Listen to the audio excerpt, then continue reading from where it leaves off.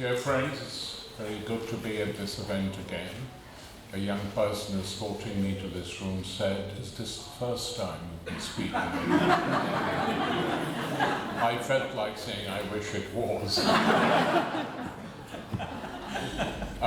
So it's great that this event continues, despite the growing repression, which makes it really difficult to get meeting places for the left.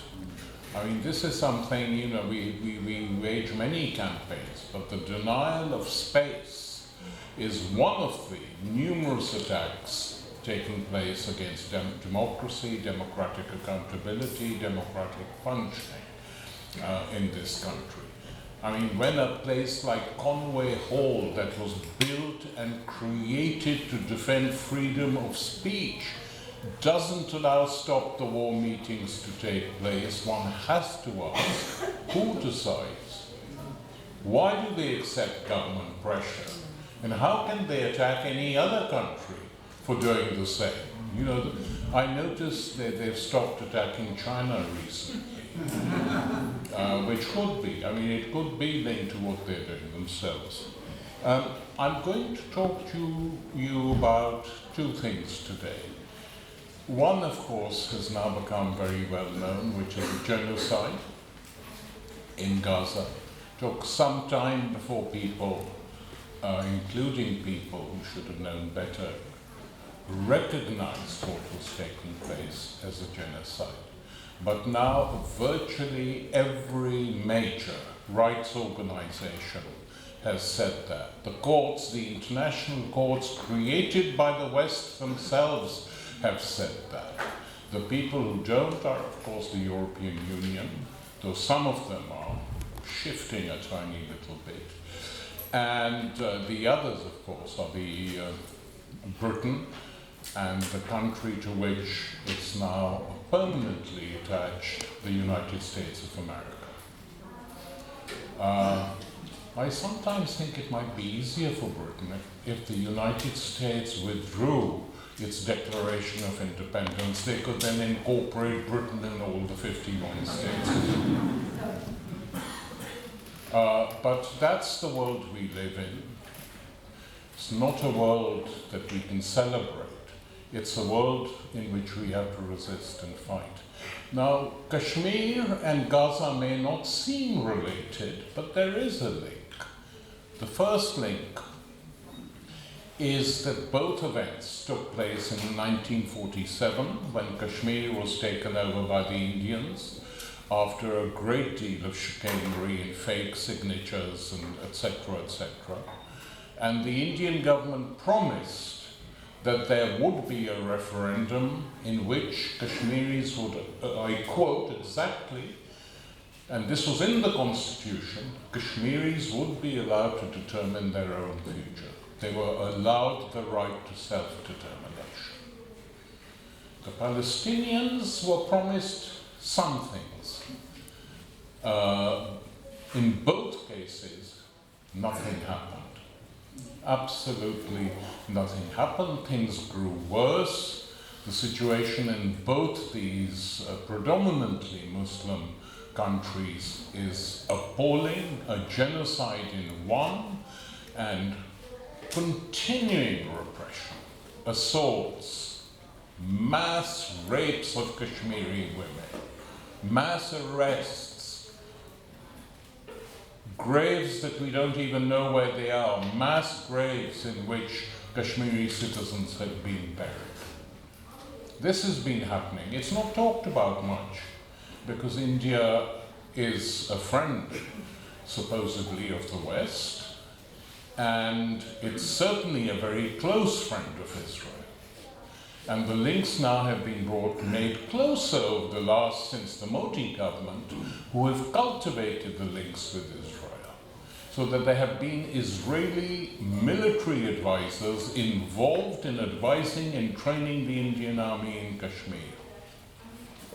That is what has been going on. And the world in which we live, the media on which many of us are forced to depend, the BBC, the CNN, and all these outfits, that have been exposed barely ever cover Kashmir, unless a war is caused, and then of course it has to be covered.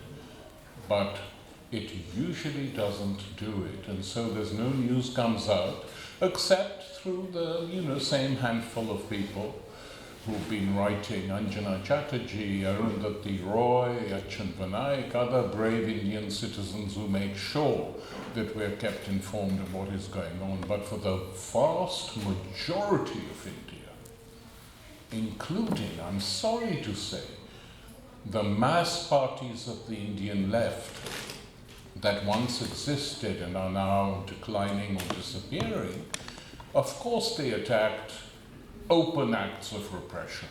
They never ever defended the right of the Kashmiri people to determine their own future. That they never agreed. And so for me, in my head, these two events, Kashmir and Palestine, have always been linked. Now, this is the second year now, more, going on, of what we see going on in Israel. And it should give some of us, especially those of you from the younger generation, an idea of how the European powers ruled and governed during the period of, let's call it, high colonialism, when they occupied countries. They set up concentration camps. They defeated even white minorities which stood in their way, as in the Boer War. They did all this, and it has to be said that the one thing which is different today is that there is more opposition to all these crimes and horrors today than there ever was during the period of colonialism. I mean, France managed finally to have a strongish, intellectually strong, numerically weak movement in solidarity with Algeria. By the time the Americans went into Vietnam, they were the third big power to try and occupy Vietnam after France, Japan, and third came the Americans. And that triggered off a historic anti-war mass movement.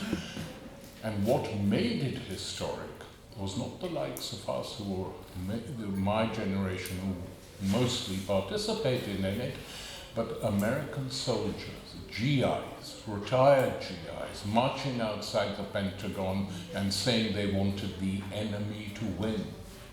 That's the big chant outside the Pentagon in 1971. Ho, ho, Ho Chi Minh, the National Liberation Front is going to win. Today, you're not allowed to say this because it's become an act of terrorism. You're not allowed solidarity, to commit your solidarity in a non-violent way. First, they said these groups, pro-Palestinian groups, are supporting violence. So our reply to that used to be, who has imposed the violence on Palestine? And we've been arguing this, in my case, for a long, long time now, 40 years nearly, that the people who are imposing the violence are Israel and those who back it uncritically, unconditionally, and will defend everything it does. And then from within the Palestinian movement, there came a call for peaceful opposition, non-violent opposition, boycott, divestment, sanctions, BDS. Well, once they saw that was becoming extremely successful, they said it was anti-Semitic. So you can't win, and I have to say, at a Jewish literature festival, I was sharing a platform with some soft Zionists, and they told me I underestimated the strength of anti-Semitism. I said, no, I don't underestimate it. All of us on the left have been totally hostile to it. But what you people are doing, by linking anti-Semitism to criticism of Israel, is going to backfire badly, because you carry on like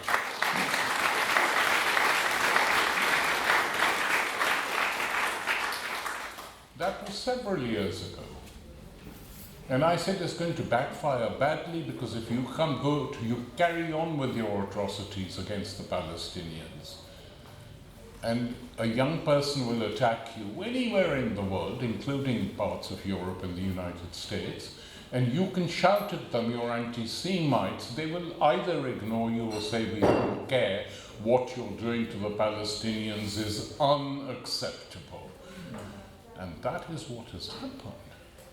I mean, one of the things the Palestinian struggle in its latest phase has done is to educate millions of people all over the globe as to what Israel is, how it is constructed, so that many people who are reluctant to say this in public first, Noam Chomsky, just his last speech before he had a stroke and was confined to bed, Norman Finkelstein, they say we don't want Israel to exist.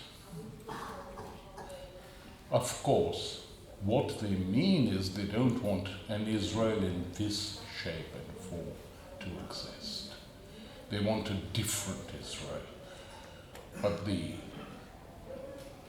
so far, the success of the genocide, the fact that it's been backed by two US presidents, Biden, he didn't know much else, but he certainly knew what he was doing in Israel. And then by Trump, who pretends he's not doing something when he intends to do it. So this disaster, chaotic disaster of the ceasefire now, should be enforced, really. And I do not believe, I really don't believe that Israel is so powerful that it can tell the United States what to do. No. It couldn't before. 3 American presidents stopped it in its tracks before. These guys don't. And they don't stop India either from doing what it's doing in Kashmir. Why? I think this is linked to a new phase of world politics that we are in. That the United States, frightened by the rise of newer powers, openly frightened at admitting it, by the astonishing economic rise of China.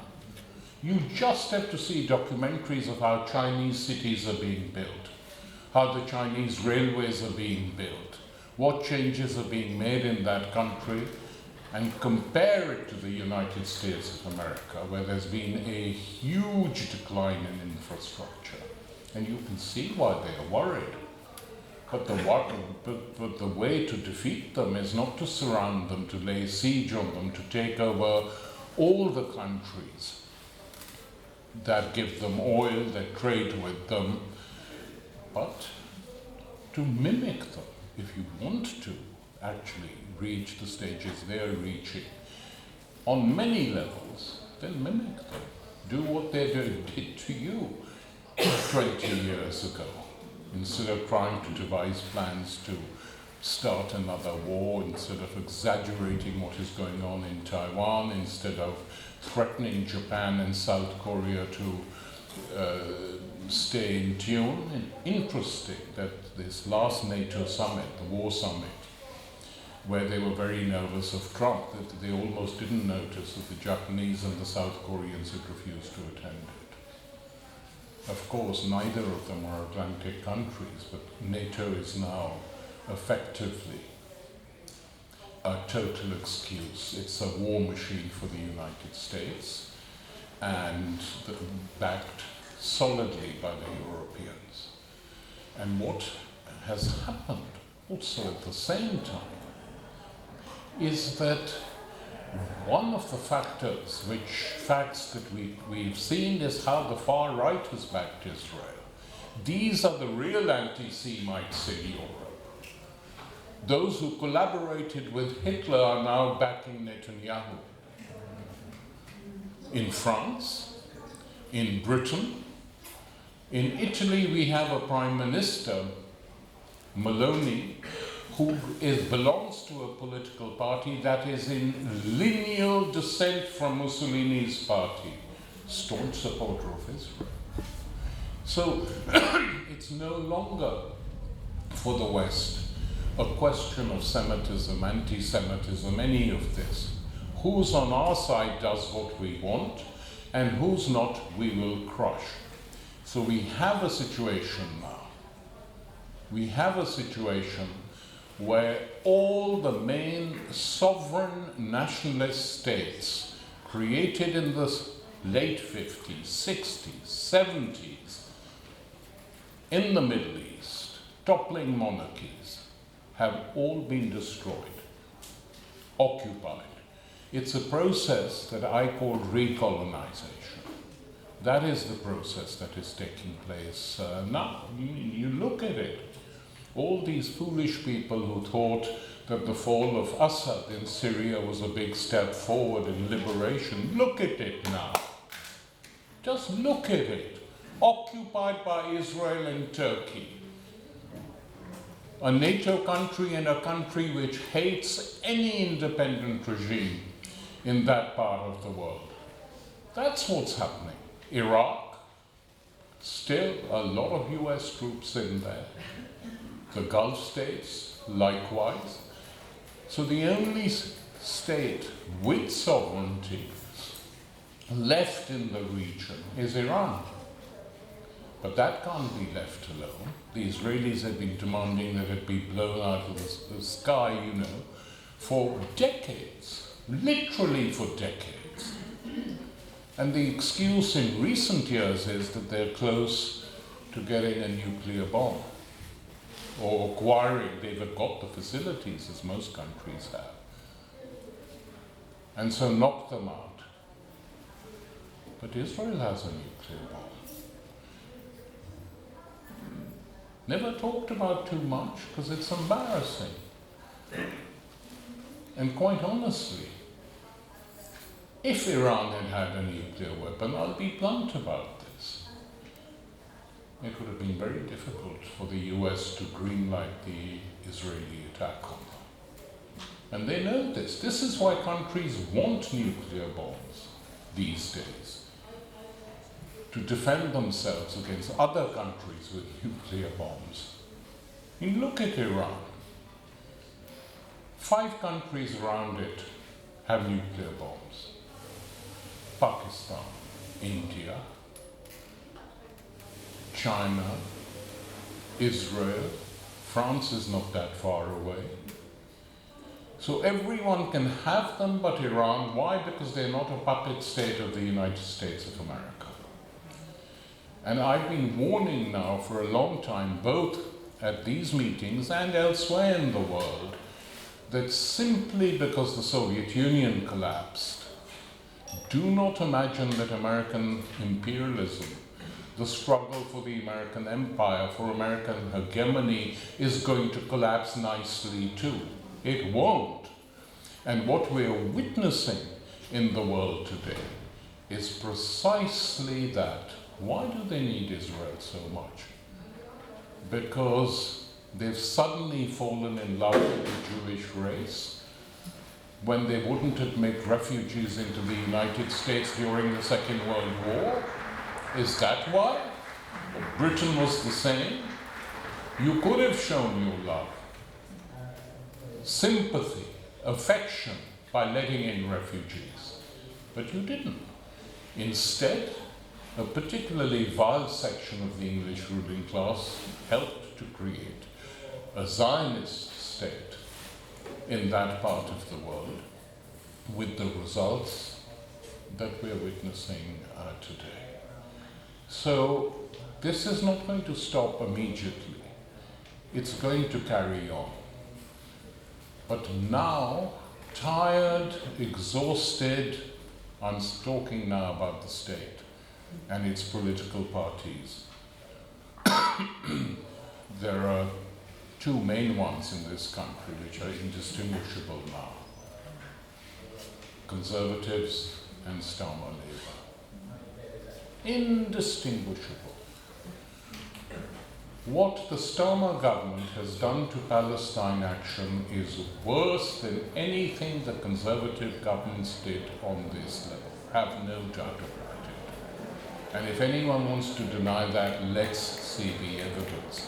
So the point I'm making is this, that defending genocides abroad, participating in foreign wars, acting as the stool pigeon of the United States on every level, ideologically, politically, militarily, which is what Britain has been doing, ultimately leads you to a situation where you know you're wrong, and lots of senior civil servants who came out against the Iraq War, 50 former British ambassadors to the Arab world signed a public letter attacking the Iraq War, are too scared to do it in the case of Gaza. They know what they'll suffer. BBC journalists being sacked all over the place. So the mood has got tougher, and they now don't care what anyone thinks. You say to some of them that 70% of the country is opposed to the war. So what? What can they do?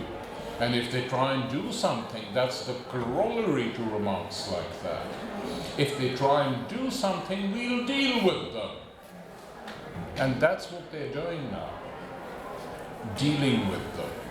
I want to say publicly that what has been done to Palestine action is an appalling travesty of every democratic law and tradition in this country.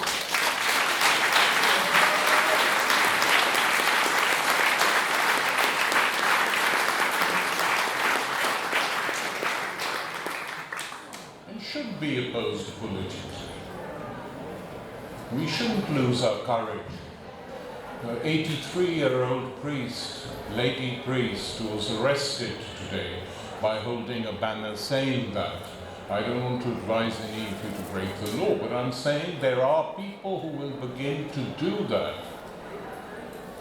And the British state knows fully well what happens. What happens when you try and stop and bar people from doing non-violent things to show their solidarity with those suffering from a genocide? I hate to say this, I said it before and it happened, that if you try and carry on like this, you will annoy a layer of people so much they will take action into their own hands and they won't mind being killed for it. And then where will you get? Who will you blame? So there are two things we need very much in these times. One is a continuing solidarity with the victims of Israel and the United States and its allies in the Middle East.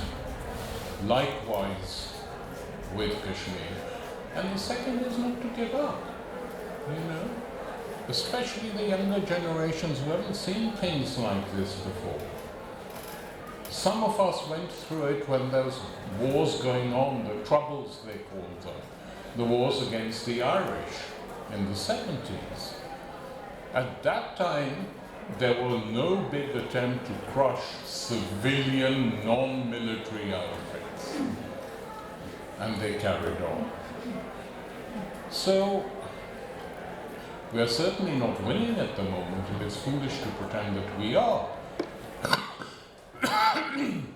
Where we are winning in the fact that compared to the generations during the actual days of colonialism, there is more opposition to these wars, not just here, but in the United States, where especially a new generation of young Jewish people have come out and marched and demonstrated on the streets in solidarity with the Palestinians. And there too they've started repressing the universities, the streets, deporting people. That's happening in the United States too. What can we do? We can fight back against all these atrocities in the best way we can in our trade unions, in our universities, in our writing, whatever way. The one thing we should never do is to give up.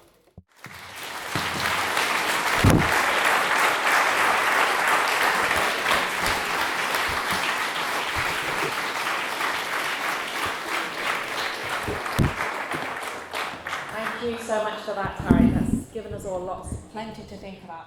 Thank you very much. Well, thank everyone that participated in that contributed in the discussion. But what I'm going to do now is hand over to Tariq to answer some of those questions and pull some of the threads together. Yeah, there's no way I can answer most of them. And quite honestly, I don't want to answer quite a few of them. It's not interesting. But what I will answer are the two questions that have been raised about Israel and Gaza, the Middle East, and of course Kashmir. Now, they are not just two alternatives for Kashmir. That is what the two states there want, India or Pakistan. Well, there was a large current in Kashmir for some time. I don't know how strong it is now, because very little information comes out, which said there should be a third question, Kashmiri national self-determination. And I argued with them in a friendly way. I said, look, these days, any small state is not going to be supported by anyone unconditionally. It just won't. Either the Americans will take you or the Chinese will put pressure on you. So it's not going to happen. But what is possible if we had two elected governments in India and Pakistan who were genuinely interested in solving this problem is to guarantee the autonomy of Kashmir, give them semi-independence, not with an army, but as an entity whose sovereignty, limited though it may be, is defended by both states, and neither state can take it over. I said this could happen. I mean, serious politicians could discuss it, because there's unfortunately at the moment very tiny, but the progressive organizations in Kashmir, like elsewhere, have been wiped out by both sides. There's no point in denying it or hiding it. As far as solidarity with Kashmir is concerned, I think the base for this solidarity exists in Britain, where there is a very large Kashmiri community and has always existed and always used to be very central in earlier solidarity actions. So it's not going to be a mega movement, unfortunately, because of various factors, but it's something to organize in the Midlands, in Birmingham, for instance, is one area where there are large numbers of Kashmiris who settled here as refugees and workers after the Second World War and in the 50s. As far as Palestine is concerned, let me tell you a story which you haven't heard. It's absolutely true, which is that there was about 10 days ago a demonstration on one of the few days in which Gaza wasn't bombed. There was a demonstration in a street organized by young people and old people, which led donkeys on a march. They dressed the donkeys up in satins and silks. Children stroked the heads of the donkeys. They marched them through the streets saying, we have needed them desperately. And when the organizer was asked, why did you organize this? He said, these donkeys have done more for us than all the Arab states put together.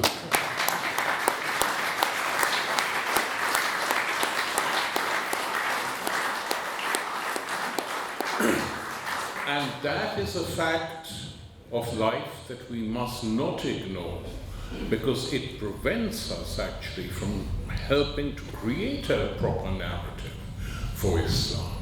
when they behave like this. When Saudi Arabia allows Israeli bombers and drones to go over its territory but stops Iran. When Jordan does the same thing. When Egypt is ruled in such a repressive way that people are scared of coming out onto the streets. We can't constantly ask them to. We don't know the conditions in which they live. Hopefully something will one day give. That is the biggest fear. Paul was right on that. That is the biggest fear. Mass mobilizations in the Arab world is what Israel fears. Without any doubt. Will they happen? We don't know. They haven't happened till now. I mean, what more do they need to see to decide to come out? We have to be, critical of what is going on in that world as well. It's not just, we of course attack the Israelis and their backers, but the backers are not simply Americans or Europeans. The backers are all these regimes. There is not a single regime in the Arab Muslim world, with the exception of Yemen and Iran, who have given any backing to the Palestinians at all. More than that, we have a situation where the Palestinian movement is itself split. The Palestinian Authority is a fake name. There is no such thing as a Palestinian Authority. It should be called IDF Palestinian Section, because that's who they collaborate with, the Israelis, all the time. So even the Palestinian people themselves, who hate the Palestinian Authority, are not allowed an election, not allowed to elect new leaders. Then we'd find out what the support is for Hamas, Islamic Jihad, Palestinian Authority. We would then find out. But at the moment, there is an absolutely a terrible split. So when someone asks me, what are Israel's strengths and weaknesses, I say its strengths are, first and foremost, and in that order, that it is backed fully, as we have seen, by the United States of America and its European, most, if not all, its European allies. That is what enables it to behave in the way it does. Arrogant, racist, treating non-Jewish people, Christians as well as Muslims, with total and complete contempt in Palestine. That is what they do. And the media here, and many people here, as the lady who asked the question, how can Parliament do it, vote in such huge numbers to ban Palestine action? They can do it, madam, because they are like that. They know that if they allow Starmer to push through, which he more or less has done, but anyway, the attacks on the poor in this country, they will suffer in the next election. They suffered a bit on Gaza as well in the last election. We shouldn't forget that. It's the first time ever, which is why the sooner these people can set up another alternative, I'm not saying it's the solution, but at least it will challenge the hegemony of Labour as a party which has any claim to representing progressive people today. That's the situation we're in. It's not that a simple act of solidarity will change anything. It won't. Solidarity on its own never wins a war. It helps those resisting. On its own, it can't do that. In the United States, it helped it very concretely when American soldiers used to fight, when reports used to come from the battlefields of Vietnam, that many, many soldiers, black and white, are shooting their officers in the back. That is when, essentially, the mood in the United States began to change. And this anti-war movement is probably the most powerful anti-war movement created inside an imperialist state ever. There's been nothing like the American anti-war movement. And many people in the encampments paid tribute to it. They said our dads, our granddads, our mothers were in that movement once upon a time, and we learned a lot from them. So I think we have to be, it's an awful time we're living through. We can't pretend otherwise. There is no immediate, automatic solution today. There will be, we hope. It'll depend on a lot of different factors. But we shouldn't only be engaged and active if there's a promise of some victory, however utopian, round the corner. There isn't. We have to be active despite that.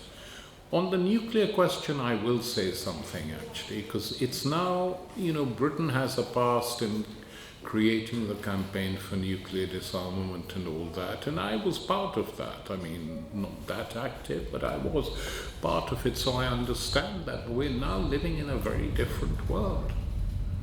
How, with what, I've argued the case with Iranian friends who are on the left, not supporters of clericalism.